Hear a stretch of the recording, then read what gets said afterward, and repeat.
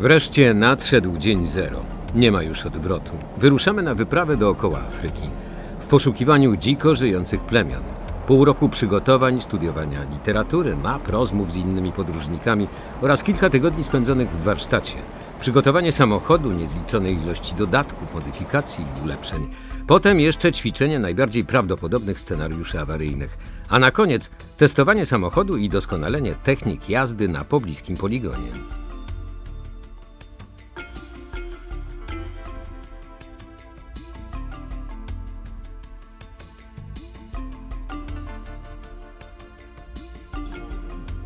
Przed nami 6 miesięcy podróży i 45 000 kilometrów do pokonania. Musimy zatem być przygotowani na wszystko, dlatego nie zapominamy o apteczce.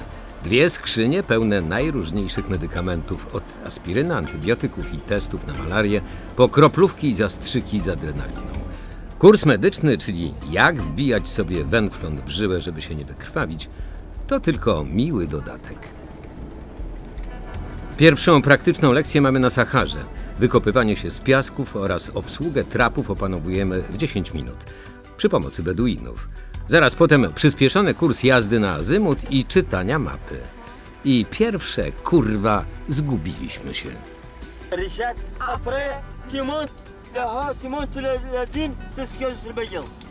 Na szczęście wszystko kończy się na strachu, przetestowaniu łączności satelitarnej i poznaniu beduińskiej gościnności.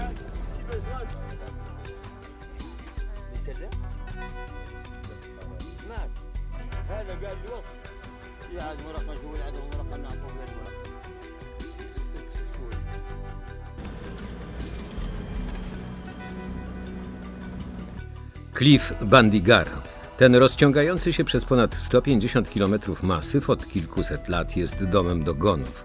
Ludzi o niezwykłej kulturze, wierzących, że w odległych czasach zostali odwiedzeni przez istotę z Syriusza, którzy na potwierdzenie swojej kosmicznej wyjątkowości wykazują się szczegółową wiedzą astronomiczną na temat gwiazdy, o której istnieniu nikt w tamtych czasach, nawet astronomowie, nie zdawał sobie sprawy.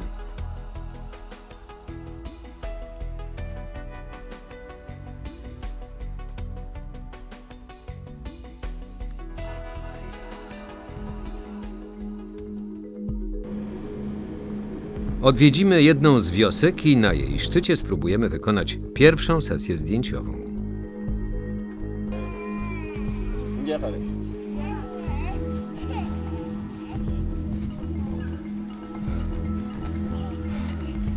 Pół godziny wspinaczki z całym sprzętem, generatorem, lampą i padacie.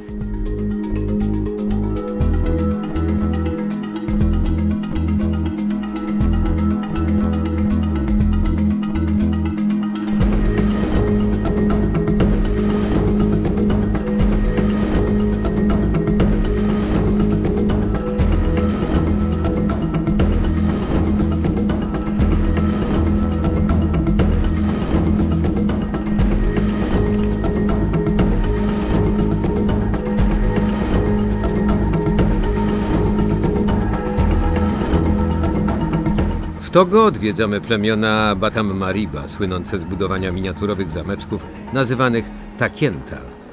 Budowane bez żadnych narzędzi, wyłącznie z gliny oraz służącej jako spoiwo słomy.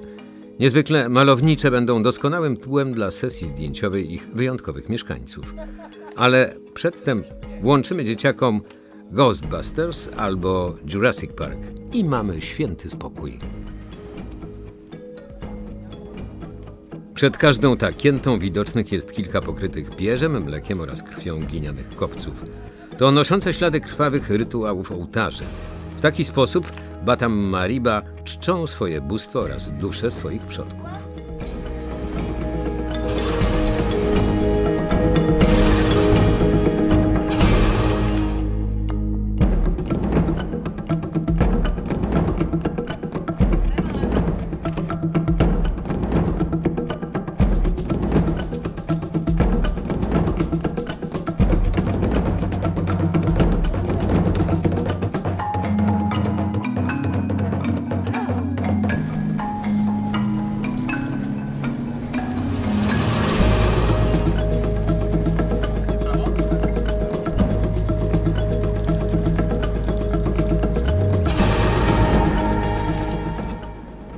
Do Beninu trafiamy nieprzypadkowo. To jedyny kraj na świecie oficjalnie uznający voodoo za religię państwową.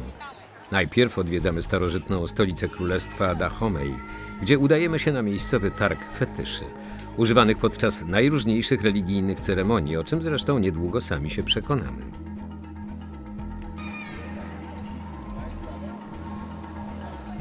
Poznajemy też króla Abomey oraz jego 8 żon. Chwila rozmowy, trochę negocjacji i mam zgodę na zrobienie zdjęć.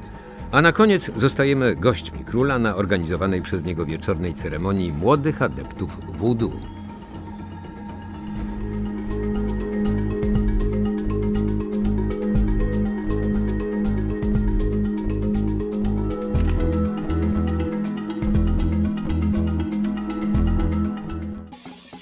Voodoo to religia bez żadnych hierarchii, dogmatów lub przykazań. Jej wyznawcy grupują się we wspólnoty wiernych zwane societe. Prowadzi je kapłan i przewodnik duchowy nazywany Houngan, albo przez jego żeński odpowiednik Mambo. Jeden z nich wprowadza nas w tajniki voodoo, niezwykle obrazowo tłumacząc, czego za chwilę będziemy świadkami. Tomorrow I go kill bear, cock, Chicken. the person he bring am.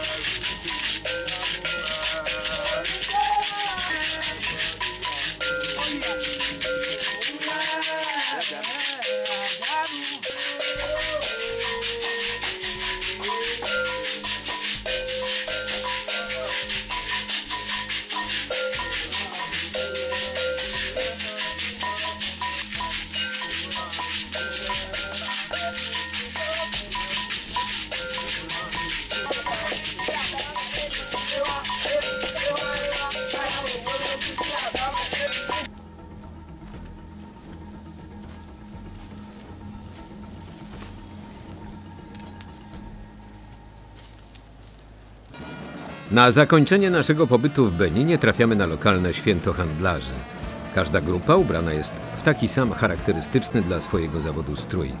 Wszędzie radość, spontaniczność, taniec i śpiew i trochę alkoholu.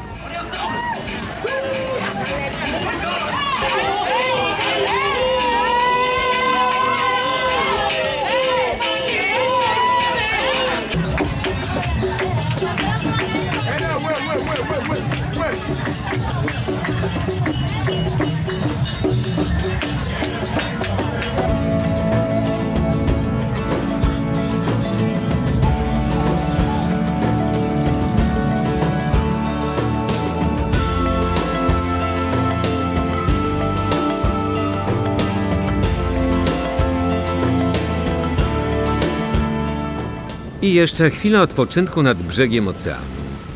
Jednak pierwsze spotkanie z ogromną falą, kilka podwodnych fikołków i piasek w ustach skutecznie zniechęcają mnie do tej formy relaksu.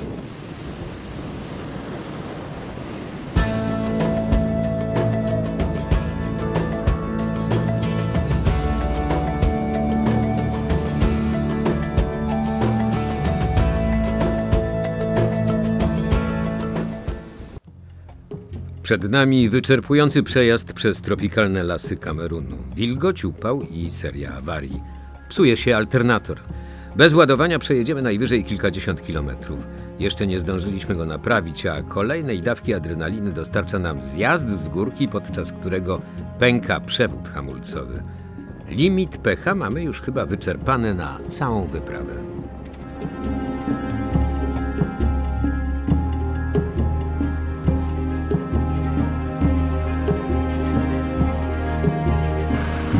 Dobra, jedziesz równiutko, jesteś na desce.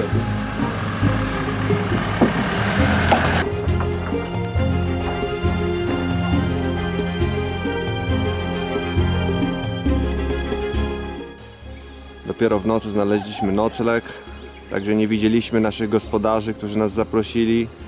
Rano wstaliśmy, okazało się, że kto? Pigmeje.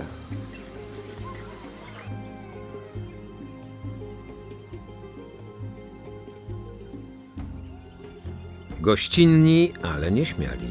Trzymają bezpieczny dystans.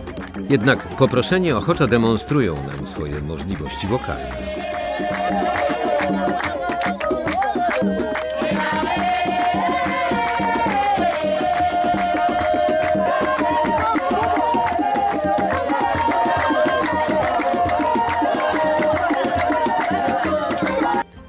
Sesję zdjęciową jak zwykle obserwuje i komentuje cała wioska.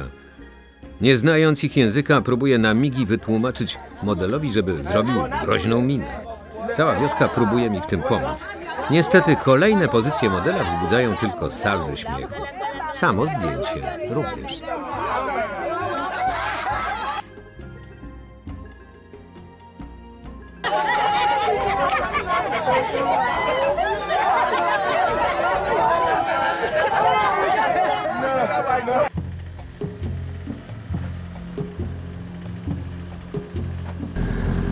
Teraz jedziemy poszukiwać goryli. Goryli w Kongu. Podobno Kongo słynie z goryli. W zasadzie tylko w Kongo żyją goryle i jedziemy je szukać w dżungli. No te goryle gdzieś tam są. Trzeba je tylko znaleźć.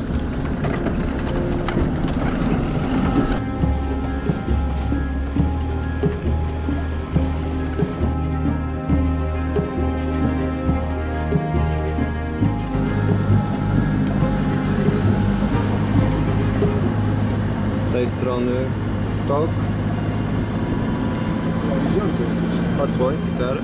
A teraz proszę zobaczcie, co jest z tej strony.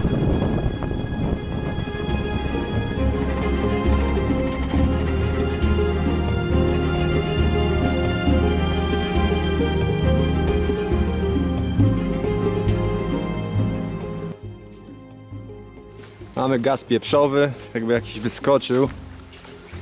Ciekawe, czy atakują pierwszego, czy drugiego.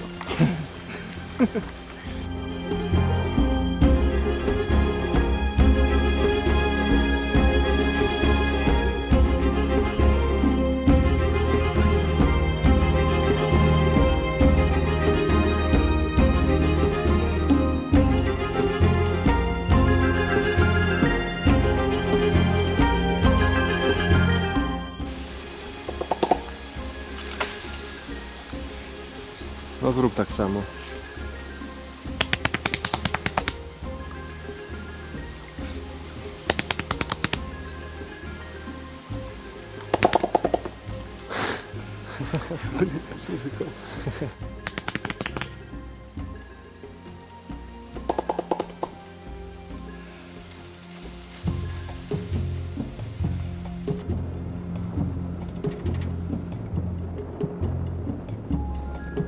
Stolica Konga wita nas serią potężnych wybuchów. Siła eksplozji zmiata z powierzchni ziemi całą dzielnicę miasta. Kilkadziesiąt osób ginie na miejscu. Panika. Ucieka nawet policja i wojsko. Wojna? Ataki terrorystyczne? Wkrótce okazuje się jednak, że to tylko wybuchł magazyn amunicji. Ale strachu najedliśmy się jak nigdy dotąd. Do strefy zero udaje nam się wejść dzięki zaprzyjaźnionemu żołnierzowi.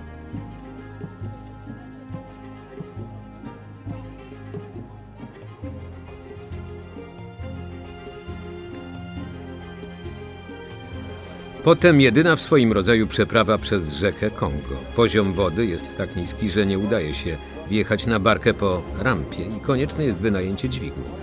Dla tubylców jesteśmy spadającą z nieba okazją do złupienia białasów. Wiedzieli, że nie mamy wyjścia. To jedyna możliwość przeprawy przez rzekę. I najdroższa w życiu. 15 minut, bo tyle trwa przeprawa na drugi brzeg i jesteśmy biedniejsi o 1200 euro. Po drugiej stronie Kinshasa, stolica demokratycznego Konga. Demokratycznego jedynie z nazwy, a naprawdę jednego z najbardziej niebezpiecznych krajów Afryki. Pokonujemy go bez zatrzymywania się w jeden dzień. Angola wita nas innymi niespodziankami. Cała północna część kraju usiana jest minami. Właściwie milionami min, pozostałościami zakończonej wojny domowej. Tylko droga prowadząca do stolicy została rozminowana, a znalezione miny co kilkaset metrów leżą ułożone przy drodze. Nie mamy odwagi zboczyć z drogi, co zwykle robiliśmy szukając spokojnego miejsca na nocleg. Szybko też nauczyliśmy się załatwiać swoje potrzeby fizjologiczne bez oddalania się od samochodu. Ale jest bezpiecznie. Wystarczy tylko trzymać się drogi. Albo jechać po śladach innych samochodów, co kończy się znalezieniem wyjątkowo uroczego miejsca.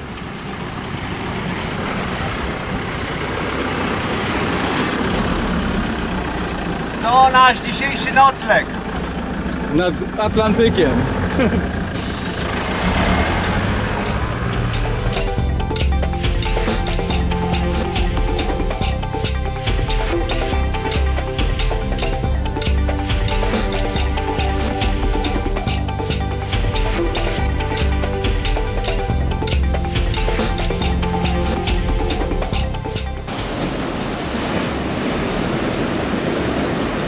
Dziewczyny, zamknijcie oczy.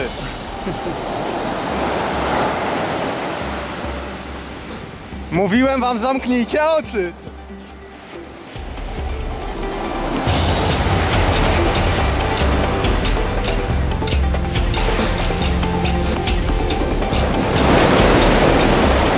A czuć te kraby na nogach.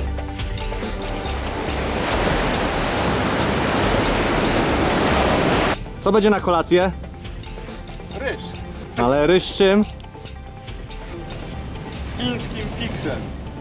No już mógłbyś wymyślić jakąś potrawę egzotycznie brzmiącą. Fiks do potraw chińskich. Smak natury doskonały.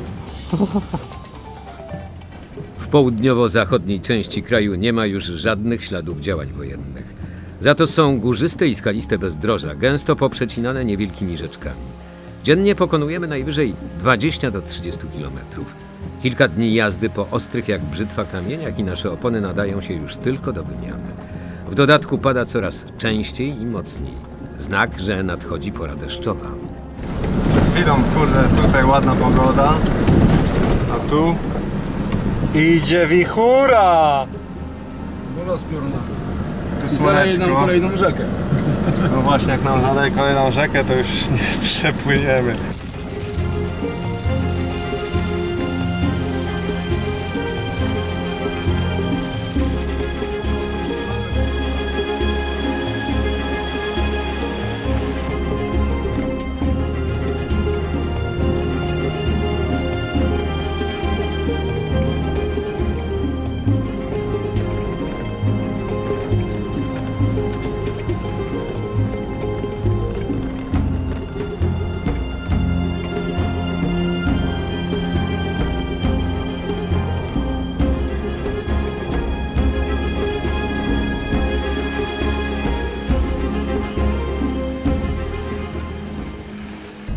Następnego dnia nasz ambitny plan odwiedzenia tego niegościnnego zakątka kraju i odnalezienia jego nielicznych mieszkańców wreszcie przynosi pierwsze efekty. Docieramy do pierwszych osad zamieszkałych przez plemiona Mukawana.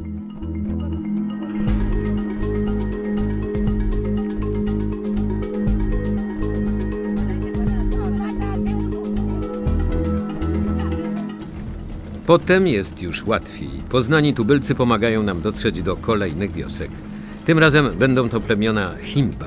Słyną one z wyjątkowej urody, zwłaszcza kobiet, ich fryzur, ubioru i biżuterii.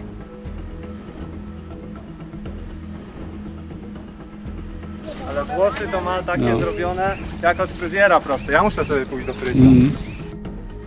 Czerwony kolor ich strojów, włosów i skóry jest efektem codziennego make-upu ceglasto-czerwoną substancją nazwaną otizę, zrobioną z tłuszczu, roślin, popiołu i ochry. Jej zadaniem jest ochrona przed moskitami i palącym słońcem. Ma też walory kosmetyczne. Skóra nawet u dorosłych himba jest niezwykle delikatna i gładka.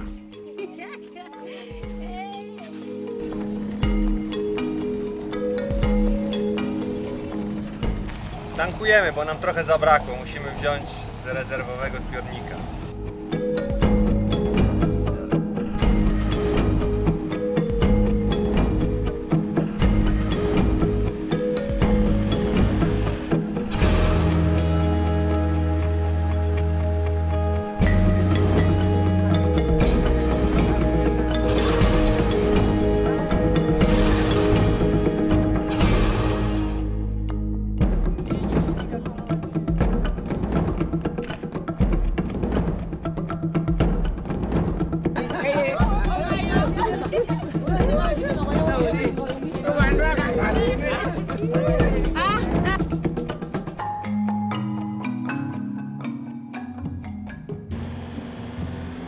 Namib. Najstarsza pustynia na świecie. Żwirowe równiny, wzniesienia oraz piaskowe wydmy i sięgający powyżej 40 stopni upał. Przecinając pustynię chcemy dotrzeć do brzegów Oceanu Atlantyckiego, do wybrzeża szkieletów. Jego nazwa wzięła się od porozrzucanych wzdłuż wybrzeża tysięcy szkieletów zwierząt morskich oraz statków, które wskutek często występujących w tych rejonach mgieł i silnych prądów osiadły na mieliźnie, z której nikt nie był w stanie ich wyciągnąć.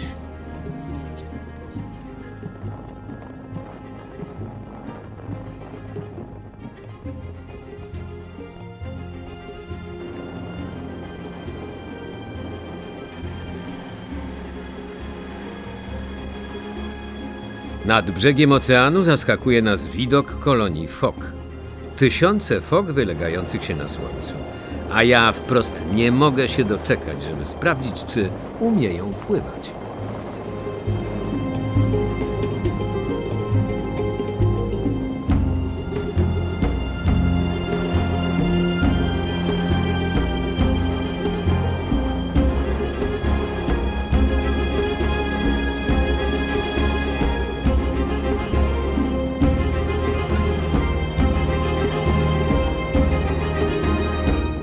Ale jestem mądry, prawda?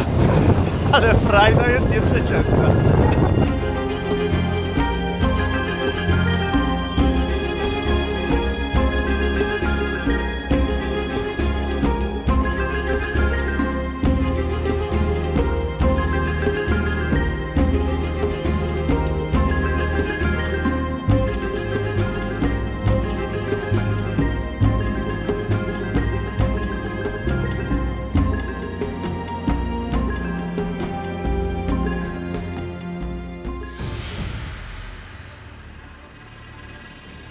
Kilkaset kilometrów na południe pustynia zmienia swój kolor. Docieramy do Dead Valley, zapierające dech w piersiach miejsce, gdzie mniej więcej 1000 lat temu płynęła jeszcze rzeka i rosły akacje. Teraz, gdy rzeka przesunęła się bardziej na północ, wszystkie drzewa uschły i pozostały jedynie wyschnięte pnie i niepowtarzalne widoki.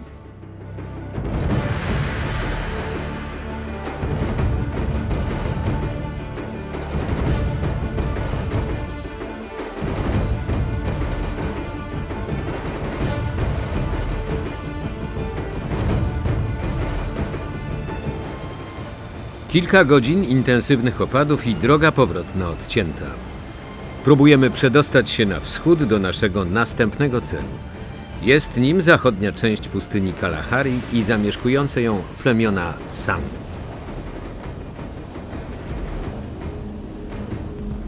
Nazwa San oznacza zbieracze pożywienia. San nie zajmują się jednak hodowlą zwierząt, polegają wyłącznie na tym, co sami upolują. I jak ich przodkowie sprzed setek tysięcy lat używają drewnianych łuków. Ogień także rozpalają w tradycyjny sposób. Pokręcają patykiem o małą deseczkę z odrobiną suchej chubki. Równie pierwotny jest ich język, przypominający klikanie.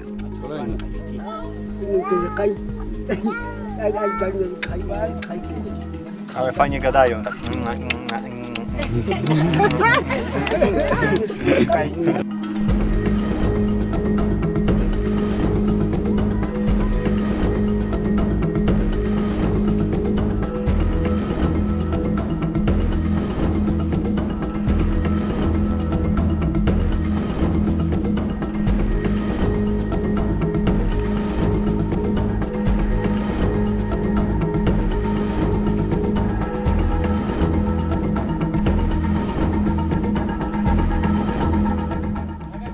Yai, ang kwating ang hansa kay. Nga kway ka sa akade. Matje. Yai, ya pidi na wanu. Nangori ama mundu sina bumbi noru mongo. Yai. Beautiful. 200 kilometrów dalej docieramy do następnego skupiska wiosek San.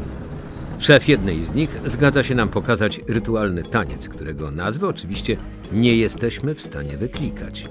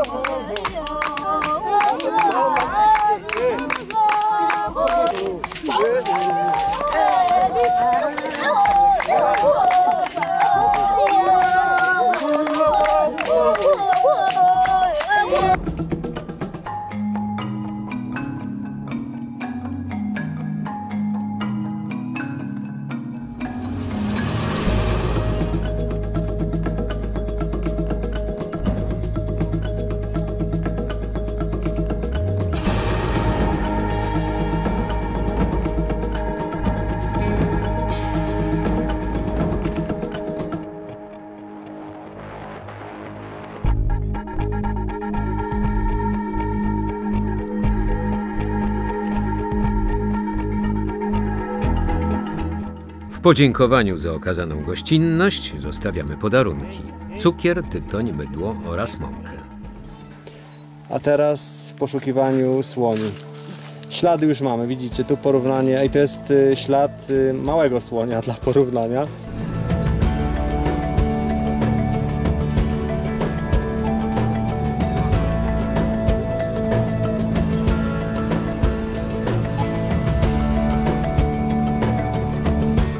W Polsce słonie w zoo. W Afryce w większości w parkach, ale jak pojedziemy odpowiednio daleko, to możemy spotkać nawet na wolności. Oto jeden.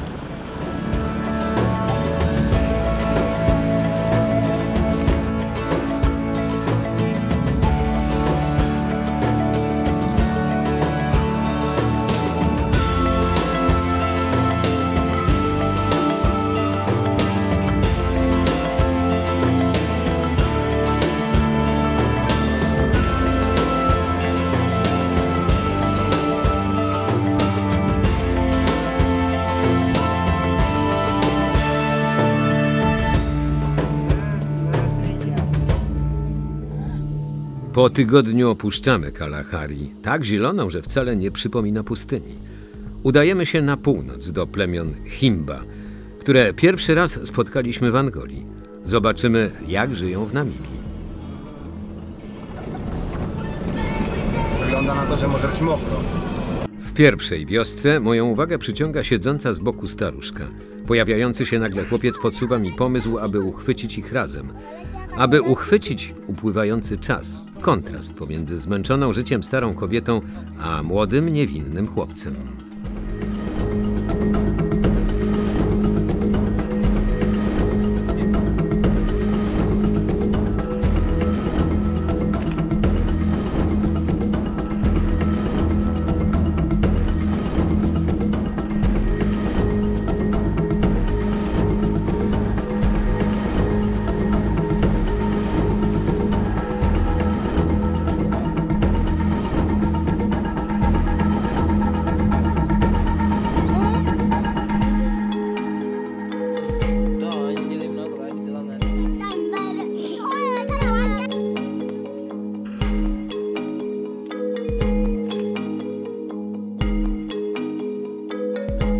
Fotograf od dzieci.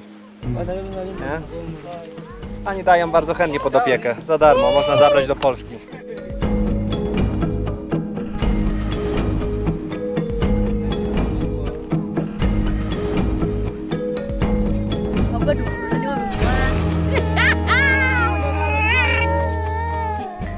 Dzisiaj rano zrobimy sobie test. Czy wiecie, na co najwięcej ludzi choruje w Afryce? Wiecie, nie na AIDS, ale na malarię. Wczoraj się źle czułem, miałem chyba trochę gorączki, więc sobie sprawdzimy teścik. Operator zemdleje zaraz.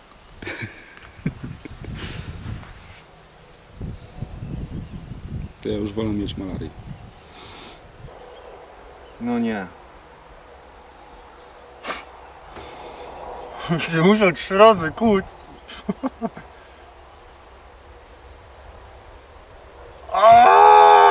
Jednym tylko. Cały zakrwawiony. 3 razy się uwiać, 4 kłuć. Taki jest ten specjalista. Ma zaciągnąć całą krew na ten pasek. No, ciągnie. A ja sobie zdezynfekuję moją kurde rękę. Zakrwawioną. Ha! Po prostu. Czy wiecie, jakie jest najgroźniejsze zwierzę w Afryce?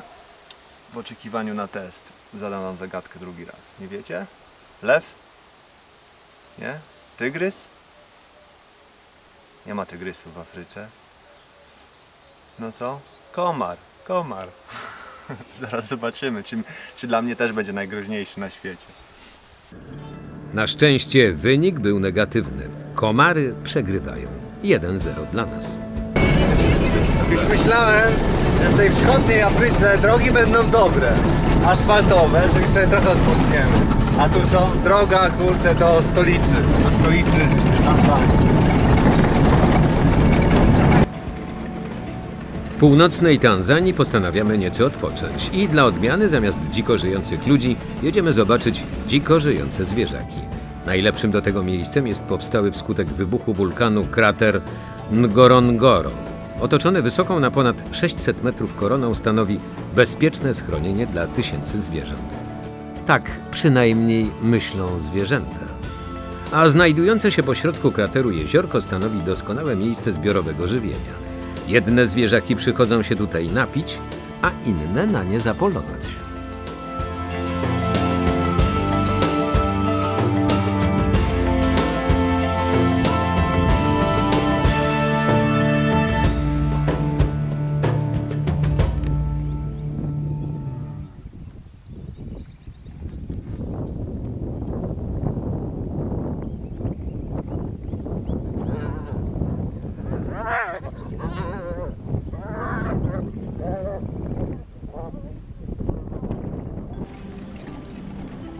Czujemy niedosyt, więc odwiedzamy jeszcze słynący z wyjątkowej ilości biegających drapieżników oraz ich ofiar park Serengeti. Te łaciate i kudłate, pręgowane i skrzydlate. I te, co skaczą i fruwają. Ekstra. Zwierzaki znane dotąd wyłącznie z zoo lub telewizji teraz będą na wyciągnięcie ręki. Jeśli ktoś oczywiście będzie miał odwagę ją wyciągnąć. Ale żyraf. Tam w tle 3 sobie idą. Kilka siedzi, jedna z przodu pozuje. To jest żyrafiarnia prawdziwa. Trochę idą w naszą stronę.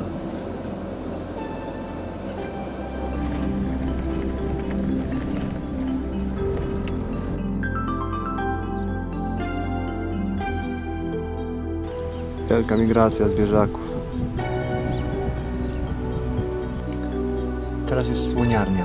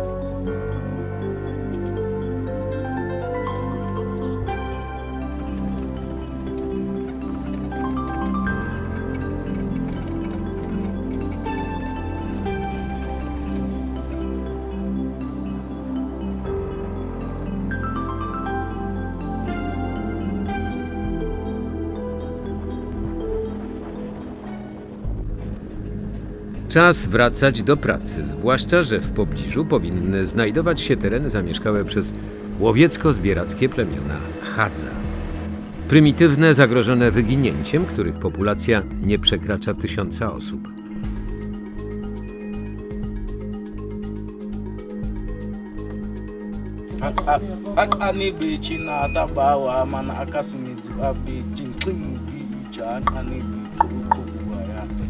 Head this, but only eyes here.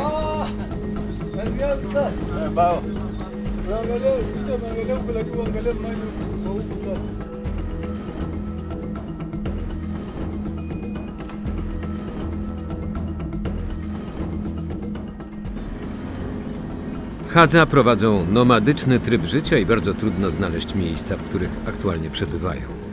Najczęściej ich obozy, bo trudno kilka szałasów nazwać wioskami, są schowane pomiędzy skalistymi wzniesieniami, kilkoma baobabami i gęstwiną dzikich akacji.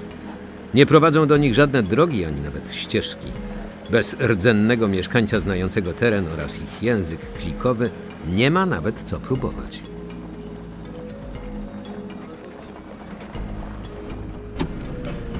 Jesteśmy jak w jednej z wiosek Hadżaba People, robić sesję. Droga była wyjątkowo ciężka, stroma. Mam nadzieję, że będzie warta. Trafiamy punktualnie na obiad. Dzisiaj daniem głównym jest przysmak hadza, czyli pawian.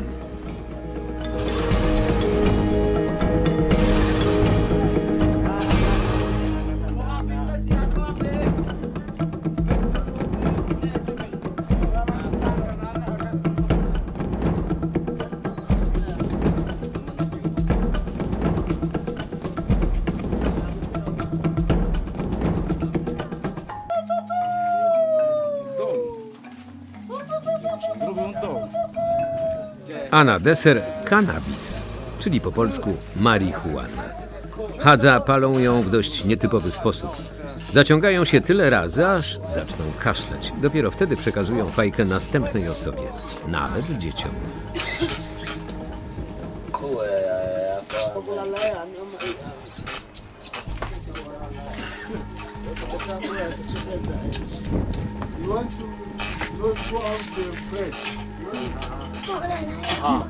Yeah, I know.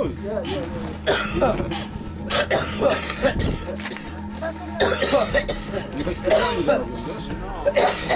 Lepiej im zagranicznie.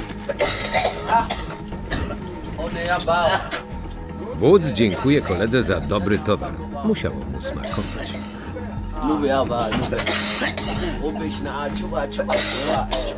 A teraz pora na sesję wodza i jego reakcję na naszą wielką, błyskającą parasolkę.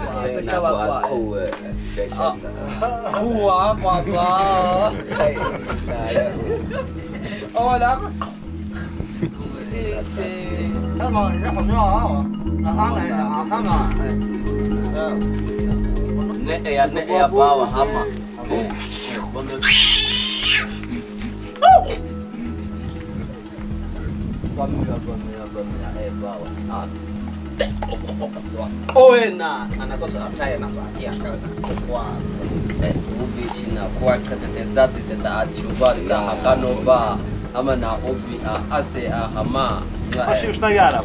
On nie współpracuje w ogóle.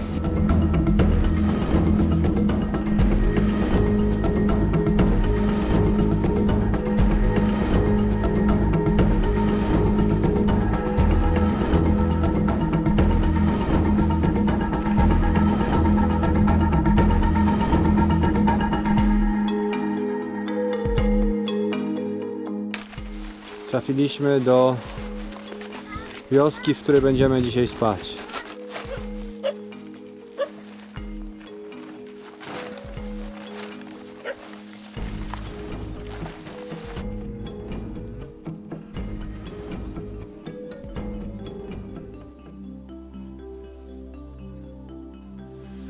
Rankiem okazuje się, że wioska to zaledwie jeden dom otoczony suchymi, kolczastymi krzewami.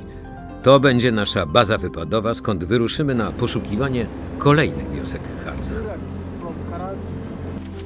Na powitanie w pierwszej z nich Hadza demonstrują nam swoje umiejętności strzeleckie. a my bierzemy lekcję strzelania.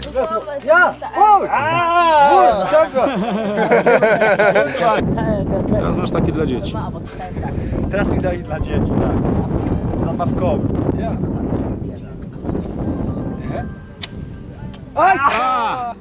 Nauczyliśmy się już strzelać, więc pora na własne łuki.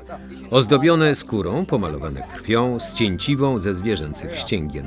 Do tego komplet ręcznie zdobionych strzał z metalowymi grotami. Super pamiątka. Pamiętać też będziemy nasze problemy, gdy próbowaliśmy wwieźć łuki na teren Unii Europejskiej. Jeszcze świeże mięsko z babuna. No. Kudu? A, z kudu. A teraz sesja zdjęciowa z kudu, czyli ze zwierzakiem, którego skóra przyozdobiła nasze łuki.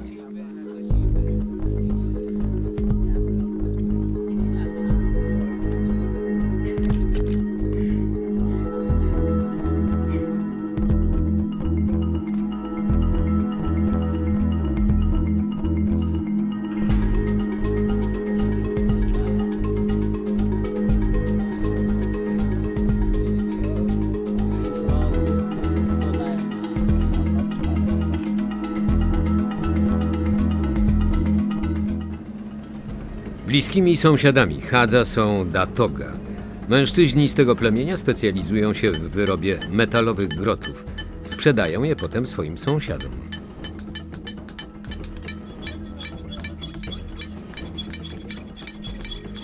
Tradycyjnie już dla przełamania pierwszych lodów pokazuje album z wcześniej wykonanymi portretami.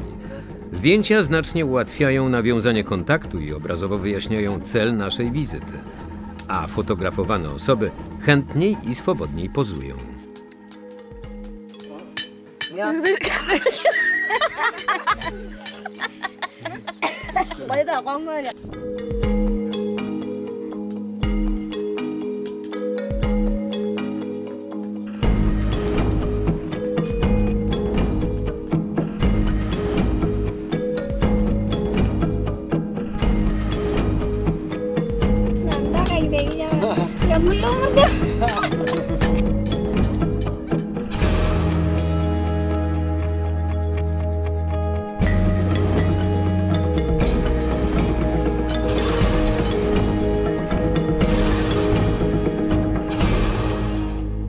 I na koniec wspólne pamiątkowe zdjęcie.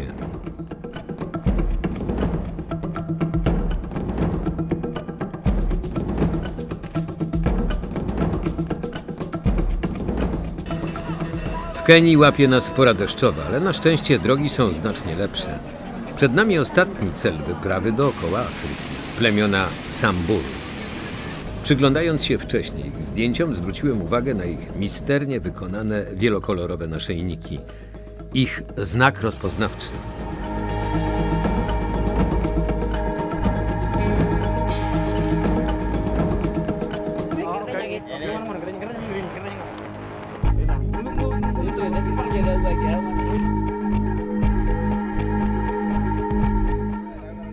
Jednak to kobiety noszą najokazalsze egzemplarze, składające się z kilkunastu, czasem kilkudziesięciu połączonych ze sobą naszyjników. Setki, tysiące malutkich, różnobarwnych koralików, ułożone w najróżniejsze wzory. Jeden naszyjnik może ważyć ponad kilogram.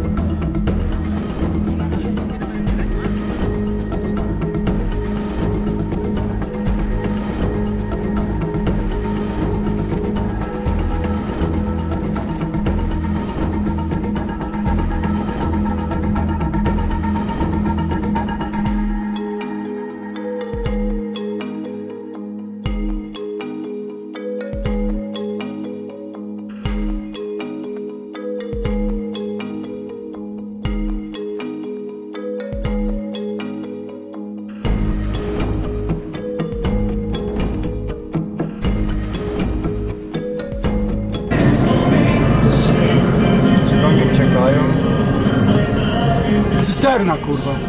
Cysterna? Cysterna. Spierdolamy. Skąd wiesz? Fałszywy alarm. To tylko pali się sklep.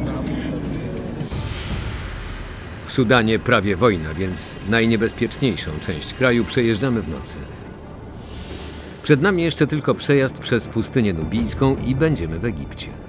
Najłatwiej wzdłuż nieużywanej już linii kolejowej, a najlepiej po samych torach.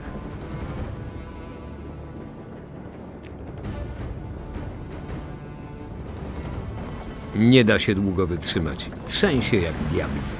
Nie ten rozstaw osi. Za to noce spędzamy w opuszczonych stacjach kolejowych.